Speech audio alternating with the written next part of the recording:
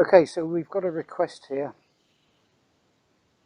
for help from a young woman, and just for the record, I'm going to read to you what she's sent me this morning. She says, and I quote this word for word, 7 months ago I felt my bed vibrating. I'd been conducting amateur ITC sessions, that's communicating with spirit through technology, ITC. Oh, right, okay. Are you familiar with that? There are researchers that specialise in this area. So I wasn't overly disturbed. But the next morning I woke to something vibrating madly inside me, in brackets private part. So this ITC business again is an instrument. It's open gateways, isn't it? Yeah, so it means instrumental transcommunication. The term describes communication with non-physical entities. Oh, right, okay. I'd never heard of it, actually. But yeah, in fact, I know some people in the SPR who do experiment with this, and I've been to an experiment, so I know what it's about, yeah. Carry on with her report. At the beginning, the physical side of the possession was completely over the top, very pronounced. I was made to feel sick and dizzy, and then I would be sexually moved around, sometimes quite dramatically. The attacks became so bad, I often had to leave the house as I didn't want my son to see. Then it started communicating by moving my head to spell things out. I also felt my upper body, especially being occupied. Also, my legs would be taken over. After more time, I began auto-writing with my finger, then began to hear the finished sentence in my mind. He can also physically speak through my mouth. The vibrating is constant, and I am always waking up to mainly my rectum vibrating, but as soon as he realizes I'm awake, it gets fainter, but it never stops. I've tried prayer, also energy work on myself, but nothing has got him out. I have the constant feeling of being monitored, which is as wearing as the continuous sexual happenings. My body and mind have become someone else's playground, basically. He said he won't go. He seems to have serpentine qualities. I'm not quite sure what that means, but it may mean reptilian, perhaps. Mm-hmm. I feel him partly seeming to come out of my body at night and feel the settee move when he does what he calls whirling. It's very tiring living like this and very time consuming. And that's the end of her report. Now, let's go through the protocol. And I'm going to make notes as we go through the protocol. First, I'd like to invite the subject's guide to attend and present him or herself. Okay, so we've got a female called Maria that's coming forward. Okay, I'm just checking that she's genuine, which Jen says she is, so that's good. Okay. So let's communicate with Maria and ask Maria what's going on here. Okay, so Maria's saying, so Maria's just saying to me basically it's all part of her learning process really. He said that she's saying that the client has engaged with different types of entities and this is what she wanted in a way. She wanted to explore what it's like to converse with and work with other types of interdimensional entities, and that's what's happening. Even though she may now see it as a negative effect, the guide is saying it's an effect. So the guide doesn't see it as a particularly bad thing, if you like, but then sometimes they tend not to, because that's part of the learning curve. Okay, so it's all part of her learning process. Okay. Now, can we request the assistance of her higher self? Yeah, okay. Okay, so the higher self is just asking for confirmation that we're working for her highest good, and he's saying to me that the guide will be the gatekeeper in the conversation. So Maria will, if you like, be in between my conversation and the higher self, which is fine. Right. So now let's ask if the patient is sovereign. No, so that's straight away. Okay.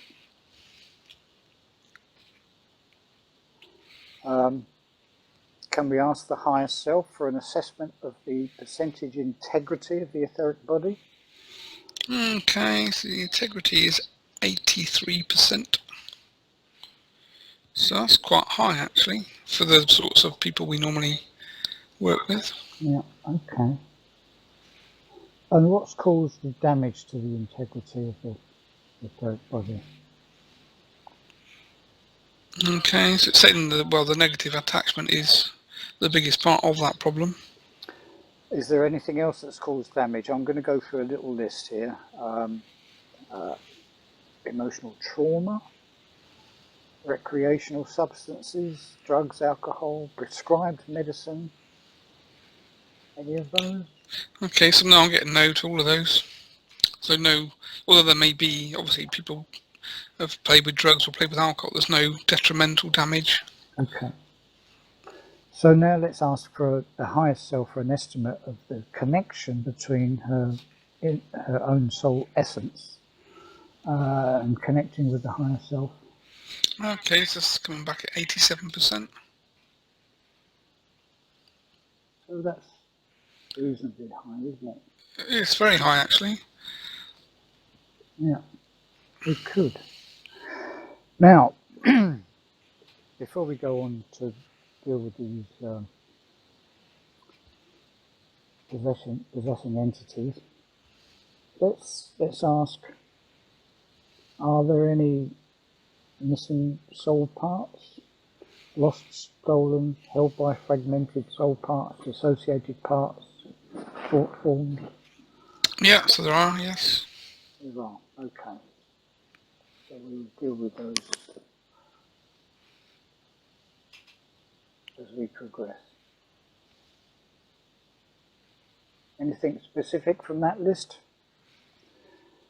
Let me go through it again. Lost, stolen. So yeah, it's traded. So most of it's been traded.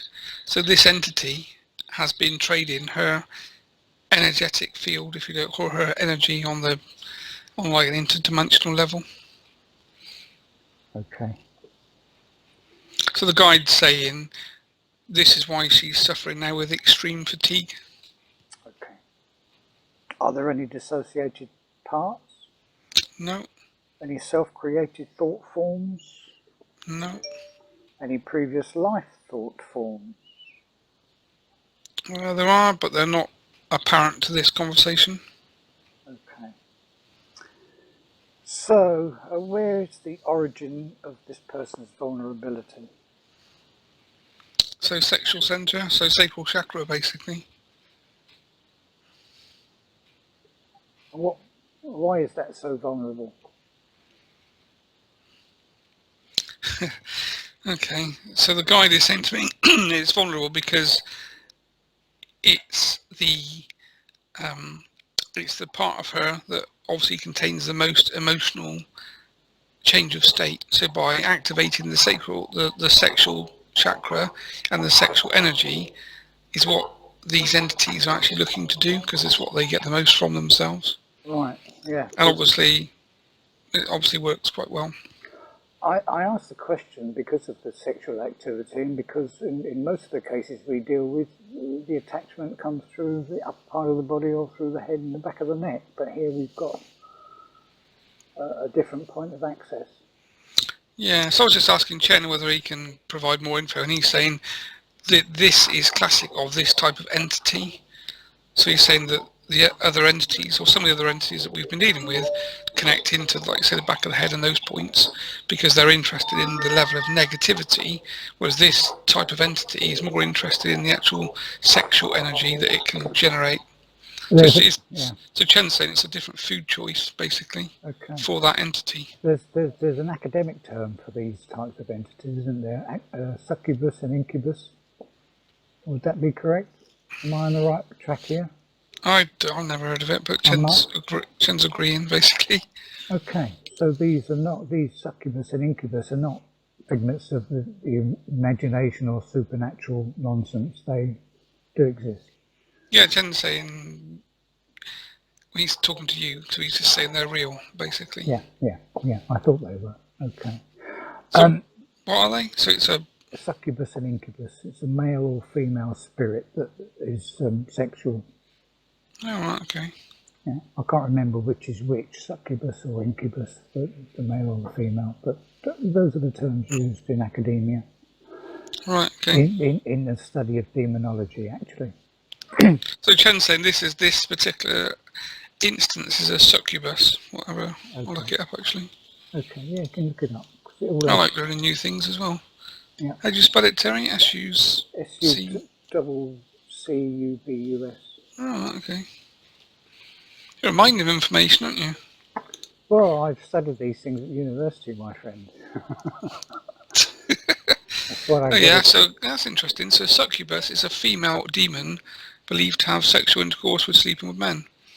So that, okay, so Chen's saying that will explain to you why it's a female demon with a female client as opposed to a male. All right. Well, talking to you rather than me, yeah, I think. Yeah. Okay, so we know what we're dealing with there. Now, the client suggested something in her report. She used the word serpentine, and I interpret that as perhaps reptilian. So Chen's agreeing already. That's interesting. Yeah. Sorry, I was just reading more about the succubus. Quite interesting, actually. Okay. I'll put that on my reading list. Yeah. So we've got reptilian too. And what's the origin of the reptilian? And I have a reason for asking this, because I've encountered this before and I didn't arrive at a resolution before. Okay, so Chen's saying it's from this planet, basically. This planet? So Chen's saying that this particular entity was conceived on this planet, basically. A long time ago. Subterranean, whatever. So a subterranean entity. And he's also saying that this particular entity we're dealing with can actually manifest in the physical reality, which most of them can't, apparently. Well, he's saying most of them are unable to do that, but this one could or can. Well, that makes sense, because it's causing her a lot of physical distress. So it can cross the boundaries of what we would call the three-dimensional universe, the three-dimensional box, the physical realm. It can cross those boundaries. Yeah. So Chen's saying it can actually manifest in its own physical form, or it will inhabit the physical vehicle of a human, basically. So when it manifests in physical form, what's its appearance? What would it look like? Okay, so I'm just asking for a picture. So Chen's shown me a picture of basically a snake with legs. Really? So two legs basically, and a snake's body, but obviously stood up. So okay, so he's saying to me, talking to you actually, so he's saying, Terry, you know the picture you understand of that's scribed into the walls of the Egyptian pyramid. Mm-hmm. This is that basically. Okay. So I can see what I can see. I'm assuming you know what picture he's talking about. So it's a bipedal serpent. Yeah, basically, yeah. Okay. So he's saying that you understand the pictures of them carrying the stick, or whatever. He showed me like a picture of a stick with a big top on, yeah. Like a staff almost then, Yeah. if you like. Yeah. So, Yeah. Okay, good. So we know what we're dealing with. Now, let's move on. I'd like you to wear your cloak of invisibility. I made sure that was on actually before we started, yeah. So, And let us ask for assistance from the guide and the higher self. And let us surround this entity with a bubble of white light. okay, yeah. And let us ask if it is aware of our presence. So, so I'm just hearing like really powerful laughter, and it's basically saying, you know, you're not really aware of what you're dealing with here, and you're slightly out of your depth. Well, that's interesting. It's because we're learning from you, my friend. We're learning from you. So, and we're learning how to deal with you. So let us ask Chen with his team to surround this entity. Okay, so Chen's saying to me basically that him and his team don't have the right ability here, so they're calling in a higher level of help, if you like. Right. Would it be helpful to call on Archangel Michael and his team? Yeah, so we can do that. Okay, so Chen's just saying to me, we've asked for a level 24 help / guide. So he's saying, just to explain it in simple terms, and basically, obviously on a level, this particular entity is extremely powerful. It's been around a long time, and we're unable to deal with it as we would normally deal with with the negative things that we normally work with. So Chen's saying that to save time, he's basically called in the right level of help, which is level 24. Is this the sort of entity that Roman Catholic exorcists are called upon to deal with? Yeah, so he's saying they would understand the naming convention of this type of entity. Okay. But he's also saying that a normal human being would not be able to remove this type of entity because it's too strong. Okay. So he's saying you would need spiritual help, if you like. Okay. Right. Well, let's ask for that, if we can. And if you can let me know what's happening. Yes, okay, so I'm focusing on the person now, on the client, female, and I can see a really big thick cord that goes straight into the sacral chakra, and basically what's happening is I can see other types of guide that are basically working on removing that connection. Right. So this succubus has been taken to one side and is being, if you like, held while they just break that connection. Okay. If you'd like to just continue with a running commentary on what you see. Yeah, okay. So I'm just talking to this entity now, basically, that's saying it's one of the Lilith hierarchy. Lilith, it's saying, Lilith. So it's saying it's one of the Lilith hierarchy, and it's saying that you may remember that this particular client gave permission for this experience. So it's saying that it will, because it will need to, retract from the client and will disconnect. It will do so of its own choice rather than being forced. And it's saying in return it will also be released to continue what it does because it can do that apparently. So there's a conversation happening between this particular entity and the team that are basically removing it, and it's agreed to be removed, but do it itself, and in doing so it then effectively is allowed to be free to carry on. And it's just laughing to say that this particular lady obviously needs to be very careful as to what she asks for.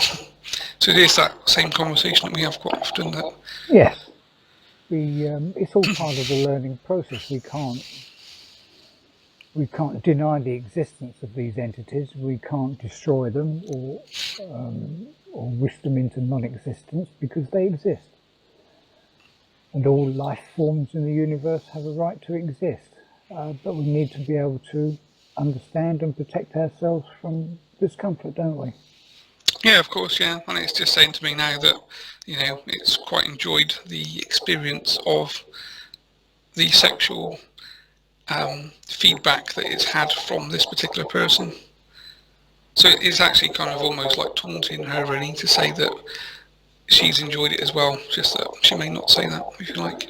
Well, again, previous cases and previous experience would reinforce that message. And this is what makes them dangerous, because they can bring pleasure.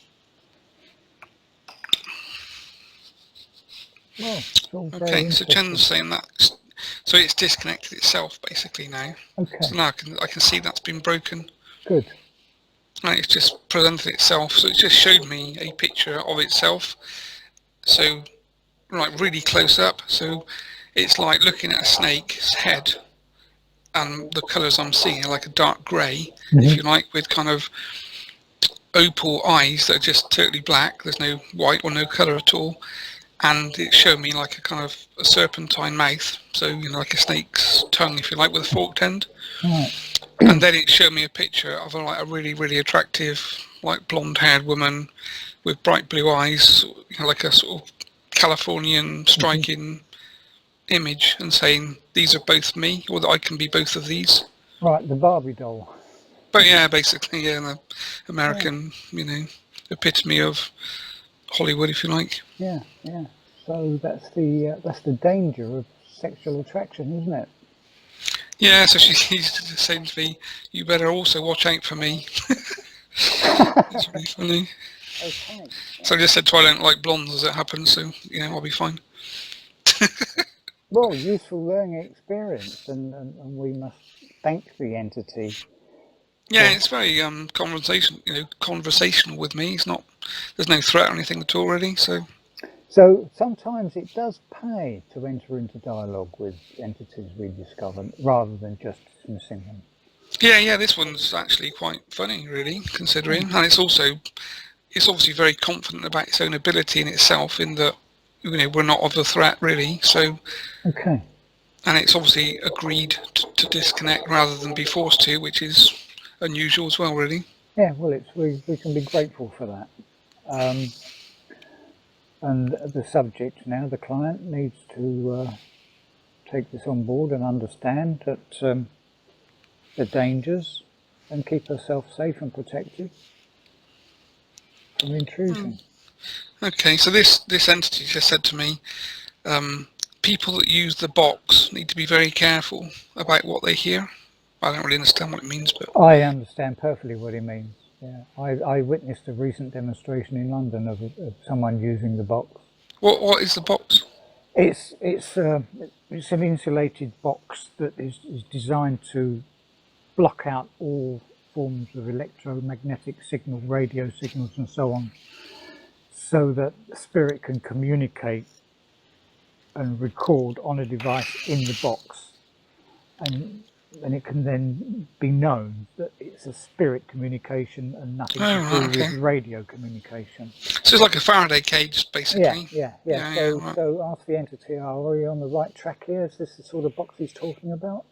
Yeah, so it's just laughing, basically. Good. And saying, he's just saying to me, you're kind of just like babies, really, playing in a you know, like a pool of crocodiles. So it's saying there's many of my kind, and we'll feast on your kind, basically. And always have been, yeah. Yeah, so it's, yeah. And of course, these ideas are dismissed by modern society. So, well, thank you very much for the education. It was quite funny. So anyway, so I'm still talking to this entity, and it said, if modern society would like to give permission, I can show them the same experience should they wish. So it's basically throwing out the gauntlet to say, if there's someone in the modern realms that doesn't believe, it would be more than happy to teach. Well, it's an interesting proposition for a research project, isn't it? Yeah, I probably wouldn't choose to be that though myself, No, but no. but it's basically saying that if if you can find a client that doesn't believe in this type of thing, that is eminent and would like to experience it, it would be more than happy to help. okay, well, we have that recorded and on record, and let's see what happens in the future. And let's thank this entity for its cooperation and its enlightenment and that education. And let's see if we can sever the link now, withdraw, and ask if anyone, Chen or higher self or the guide, Maria, has anything to say? So Maria's just saying that for this particular client, this is just part of the experiences that she needs to have. Okay. So she's saying there will be more of these for her because she needs to experience them for where she's going. And it's saying that her interest will only be more, she'll be more intrigued by this than not, if you like. Which is good because that's, that's how you learn things, isn't it? That's how you learn. So yeah. Learning by experience. So, unless anyone else has anything important to say, No, I think we're all done. Chen's just saying that from your point of view, Terry, it's another aspect, another, if you like, well, he's saying it's like another T-junction, really, okay. Another path. And he's saying as well that your understanding of these things, he's just saying to me to advise you that this won't be the last, so you may wish to do more research. Okay, fine. Well, thanks very much for that help and advice, and let's end that recording there.